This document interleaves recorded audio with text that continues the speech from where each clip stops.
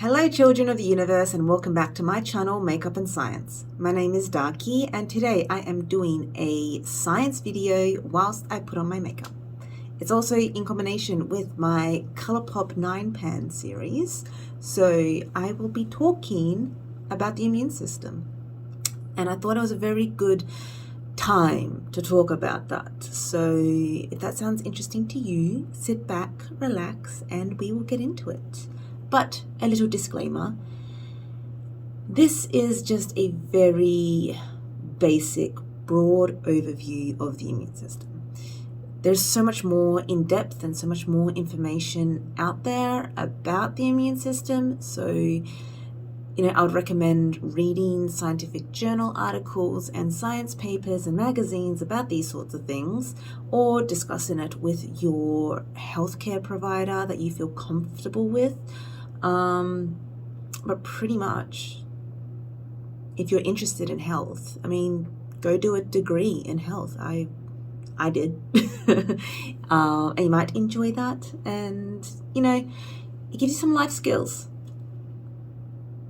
I have no idea where I'm going with this, so I'm just going to go into the video. But if you have any questions, go to your healthcare provider and get proper help. Don't take all your help from online strangers. Okay, so with that disclaimer, bye. Hi. So before I get started, I'm just going to show you what I'm using today. So this is going to be part of my Colourpop 9-pan series. Anyway, that's the inside of the palette. And I'm just going to get into it. All the products that I use today will be in the description box down below. Forewarned, if you hear any noise in the background, it's the middle of winter here in Australia. I just put the heater on to warm the room up, and hopefully it's not too distracting. I don't know how much the microphone's going to pick up on the sound. So yeah, I'm just going to get into it from here. So what is immunity? Immunity is an organism's ability to protect itself from pathogens and toxins. There are two main types of immunity: innate and adaptive. As the name suggests, the innate immunity is generally what you are born with. It is also known as genetic or natural immunity. Innate immunity is fast active and non-specific, meaning it's going to act the same way no matter what it interacts with. So say it's bacteria or fungi or a virus or even just a non-specific toxin, it's just going to react and attack in the same way as it always does. The innate immune system uses physical, chemical, and cellular methods of protection. So physical barriers are pretty straightforward. They include things like your skin. That's a physical barrier that stops bacteria and other microorganisms from entering your body. There's also things like your hair. So the hair or cilia inside your nose and down other areas of your respiratory system, and even through your digestive system, they act as sort of little tentacles that push microorganisms out of where they do not belong. So like the nose hairs, they capture dirt and other nasties and stop them from going further down your respiratory system. Then there's chemical substances. They are there all the time and generally get amped up when something that's not meant to be there comes along. So if you think about like the pH balance of your skin, that keeps microbes like flora, bacteria, fungi, all that sort of stuff in check and prevents an infection to come, to fruition. And then there's like your tear ducts. So obviously when you get something in your eyes will tear up and push things out. And then there's also like things like your mucosa, so your snot, either in your nose or your throat, your stomach. So think about like when you get a tummy bug and you get diarrhea. So one, your body is trying to kill the virus or bacteria in your stomach, or even sometimes it's a parasite. And then you're going to get generally diarrhea as well. So that's going to be sort of a mix between physical and chemical reaction, because your body wants to evacuate those foreign bodies out of your body. So I know like people probably want to take anti-diarrhea tablets, but generally it's not a good idea to stop diarrhea when you're trying to get rid of an actual like invading organism. Obviously you want to stop it if dehydration is set in, or if you have diarrhea that's sort of like not needed, like not necessary.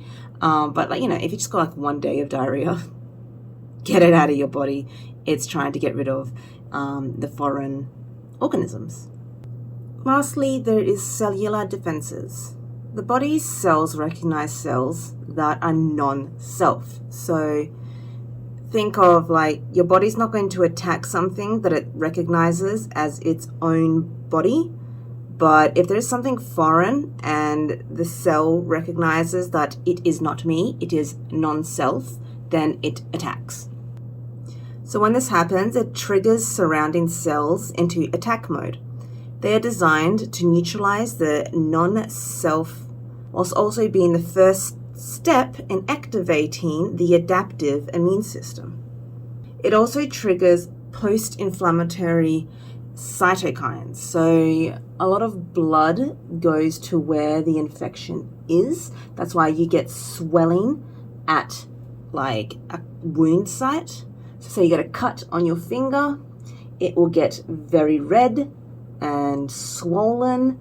You may have excess plasma seeping through, so that's the like clear pus that you get, that's plasma.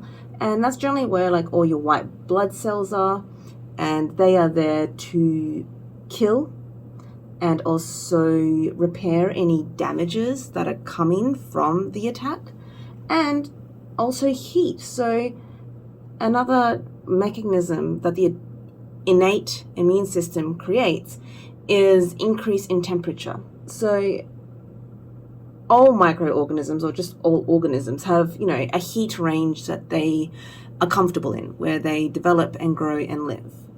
And one way that the body kills and destroys is to create a fever. So you can have a localized fever where the wound site is, or you can have a systemic fever. So, you know, when your whole body feels hot and you like get, you know, 39 degrees Celsius temperature, and you feel generally unwell, and that is completely normal, and it is generally a good thing. So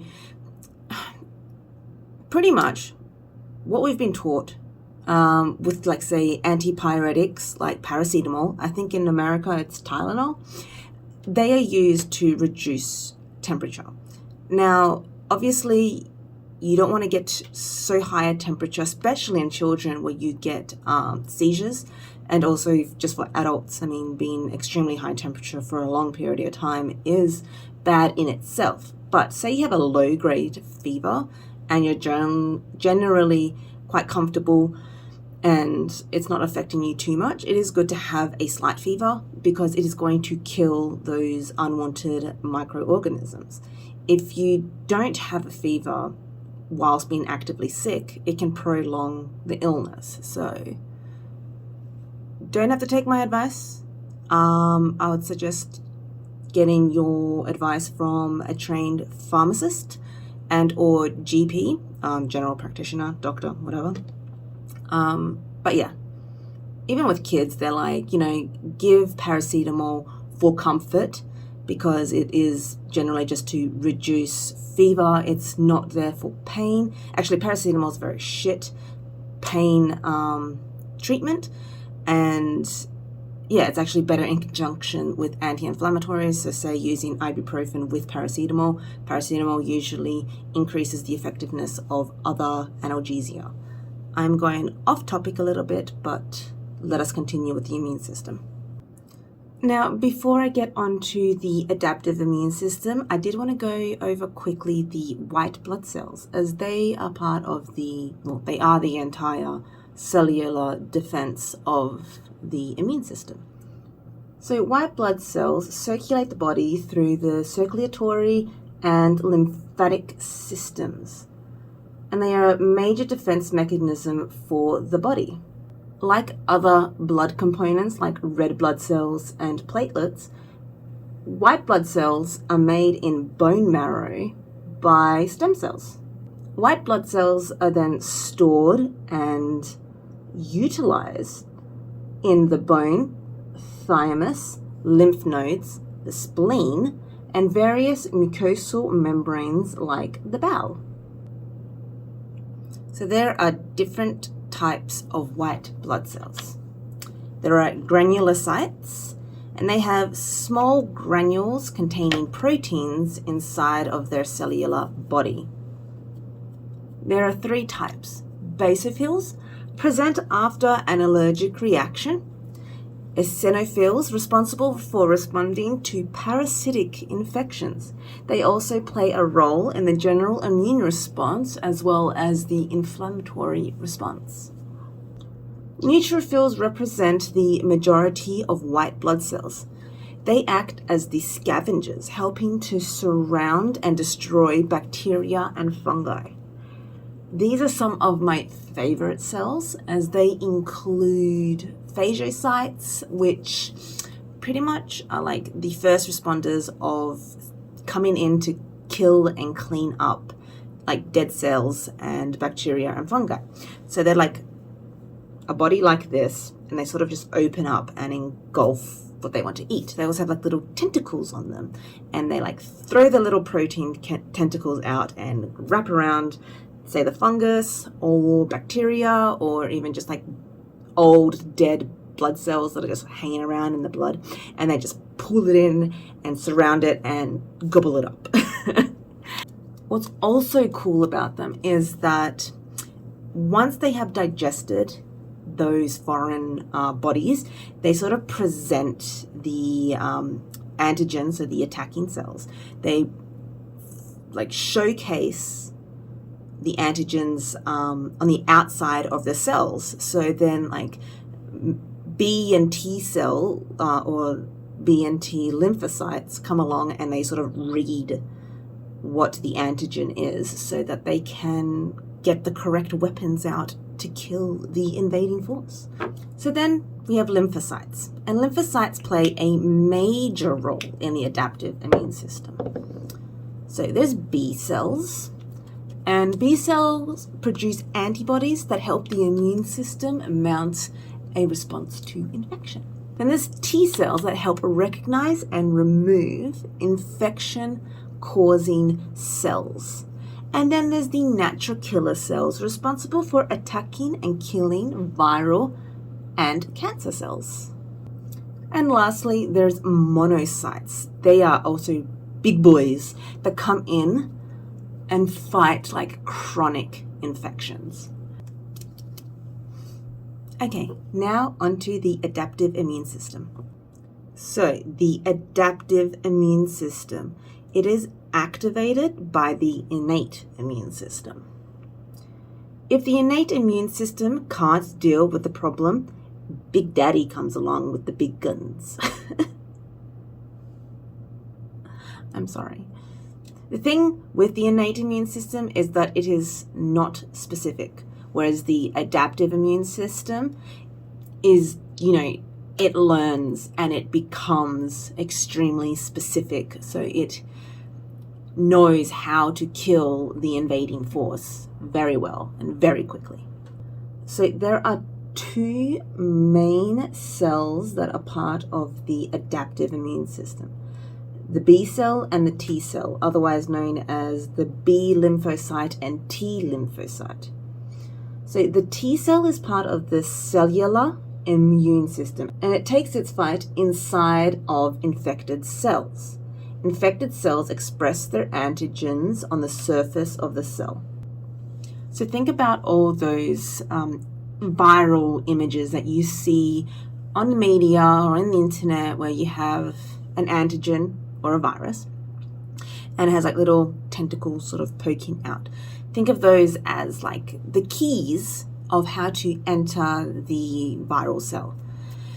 What the T cell does is learn how to create a key to unlock the cell to get inside of it and destroy it. So T cells are made inside the bone marrow, and then they move to the thymus where they mature. That's where they get the T in T cell. It is from thymus. T cells have 3 main jobs. So they use chemical messengers to activate the adaptive immune system cells and the T helper cells. They detect cells infected by viruses or tumor cells, like cancers, and destroy them with cytotoxic T cells. So one way they destroy is, so when I say like cellular things destroy other cells, there's like one thing where they can lyase, so like, you know, like you can pop open a pimple or a boil. These cells do the same things to invading cells. They sort of lance them and like rip the cell apart and they die. Or they can be dissolved with enzymes and chemical responses, or just eaten the way that like phagocytes eat. Some T helper cells become memory T cells after an infection. So these memory T cells float around in the body and they detect the next time the same sort of infection comes along. So B cells are part of the humoral immune system. They're also known as the antibody-mediated immunity. B cells produce antibodies to fight against specific antigens. Antigens being foreign invaders. They target these antigens that are outside of cells. So remember, T cells attack inside a cell or a cancer cell. So viruses hide inside of cells, but bacteria and fungi and parasites, they're outside the cells, and that's what the B cells attack. So B cells are made in the bone marrow along with all the other blood cells, and then they become mature inside the bone marrow, hence where the B from B cell comes. Bone. They are activated by T helper cells. So like these T cells, these helper cells, can read antigens. Even if they're not inside, they read all the antigens and they go contact the B cells like, hey bro, come attack these antigens that I found because they're horrible. I can't do it by myself. Come help me, bro. So these activated B cells, they transform into plasma cells. These plasma cells, they produce antibodies. So antibodies, they come and attack the antigens. They produce them in extremely large amounts very quickly and just flood the body system with these antibodies to go attack these very specific antigens. Also another reason why you might feel a bit plump and full because you have a larger amount of like fluid in your body, and also when all that plasma gets to the infection site, it's going to pump up and bloat with all this extra plasma because it is attacking and killing the invading forces. Again, some of these activated B cells turn into memory B cells, and they wander around the body like the memory T cells, and they are on high alert, so they are ready for the next time these invading forces come and attack.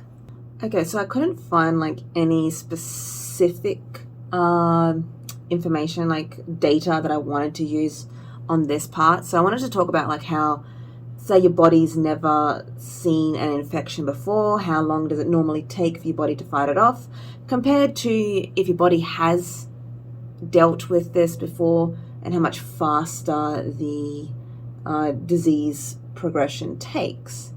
So I'm just going to note roughly, just like as example, so say you've never had influenza before. One, it's deadly, so you can die from influenza. And so you get infected. Your body has never seen it before, so your innate immune system gets overrun. And then your adaptive immune system kicks in, and it is trying to figure out how to kill this virus. And, you know, innate is instant. Adaptive might come in 24 to 72 hours later. And then it might take, well, let's see, how long does influenza stick around? It can stick around minimum 1 week, usually 2 weeks, and it can, take 2 weeks for your body to fight off influenza.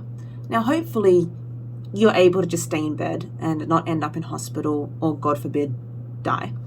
Now, let's say your body has had this strain of influenza before, or let's say you've had a vaccine against this strain of influenza before. What happens? Well, your body has the blueprint. It knows how to fight this disease. So what happens is immediately T helper cells and the B helper cells, the memory cells, they all kick in and release large amounts of antibodies. And then either the disease is nipped in the butt immediately and you don't even realize you got sick, or, worst of the worst, your body still didn't have the best response. You might end up in bed for a couple of days, in comparison to ending up in hospital. And this, ladies and gentlemen, is why I want to say vaccines are extremely helpful and important, but I feel like vaccines deserve their own video, so I can go over it more in depth on how they're made, their uses, their history, their safety, and obviously their risks and stuff like that. But all that vaccines do generally, if you think about it, is they're here is the blueprint. Take it and learn from it. And your body's yes, invading force. Ramps up the T and B cell response. Then what happens is you have these leftover memory cells, and those memory cells build up and they go back to being dormant, so that next time when the real thing comes along, those memory cells are bam, you're dead, bitch.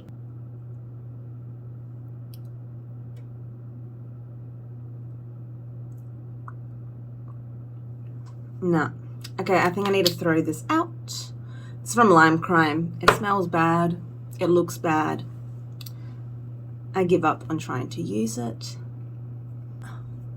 I'm trying to do monochromatic for the sake of the monochromatic Colourpop pans, but I think I don't think it's a good idea this time. So I am wearing a blue highlighter, and I'm just going to do a different lip and finish my eyes off, and that should be good as done. Okay, so here's my final look. I hope you enjoyed this video, and if you have any questions or comments, please leave them in the comment section down below. As I said, all makeup used is in the description box, along with the resources, links to the resources that I use to develop this video. So yes, if you did click the like button, consider subscribing if you want more content like this. Either it's just makeup on its own, or science videos where I just do sort of a basic overview of different scientific topics that you may find interesting. So I hope you have a wonderful day, week, month, and year, and hopefully I'll see you next time in Makeup and Science. Bye!